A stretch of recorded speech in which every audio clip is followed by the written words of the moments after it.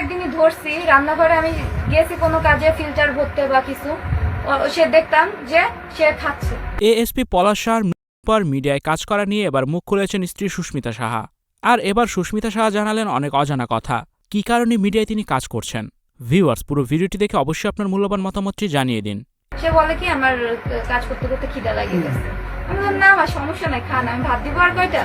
ASP পলাশ সাহার ঘটনা সবার নিশ্চয়ই মনে আছে, যিনি মা স্ত্রীর পৃথিবী থেকে বিদায় নিয়েছেন। এরপর অবশ্য অনেক আলোচনা হয়েছে। ২০২৫ সালের সবচেয়ে আলোচিত ঘটনার একটি ছিল পলাশ সাহার ঘটনা। পলাশ সাহার হারিয়ে যান তার স্ত্রী সুস্মিতা, কিন্তু ৪ মাস পর অন্যরকমভাবেই দেখা মেলে সুস্মিতার। তিনি ফিরেছেন বেশ প্রস্তুতি নিয়ে। সুস্মিতা এখন নিয়মিত ব্র্যান্ডের সাথে কাজ করছেন, প্রমোশন করছেন, ব্রাইডাল সাজছেন, অত্যন্ত নজরকাড়া লুকে ধরা দিচ্ছেন ছবি ও ভিডিওতে।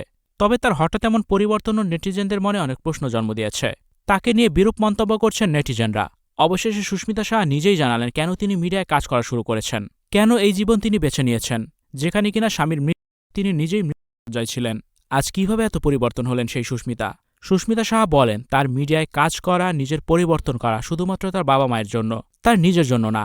সুস্মিতা সাহা জানান, বৃদ্ধ বাবা মার জন্য কাজ শুরু করেছি। জানি অনেক সমালোচনা হবে আমাকে নিয়ে, কেন আমি সাদা শাড়ি ছেড়ে রঙিন শাড়ি পরেছি, আমি সবকিছু ভুলে গেছি, এমন আরও সব প্রশ্ন শুনতে হবে। কিন্তু আমার খারাপ থাকা দেখে আমার মা বাবা ভেঙে পড়েছিল, সেই কারণে নিজেকে বোঝালাম এভাবে আর কতদিন। যে মানুষটি আমার কথা একবারও ভাবিনি চলে যাওয়ার আগে, তার জন্য বাবা মাকে কষ্ট দেওয়া ঠিক হবে না। সবাই আশীর্বাদ করবেন যেন সবকিছু ভুলে আমি নতুনভাবে বাঁচতে পারি।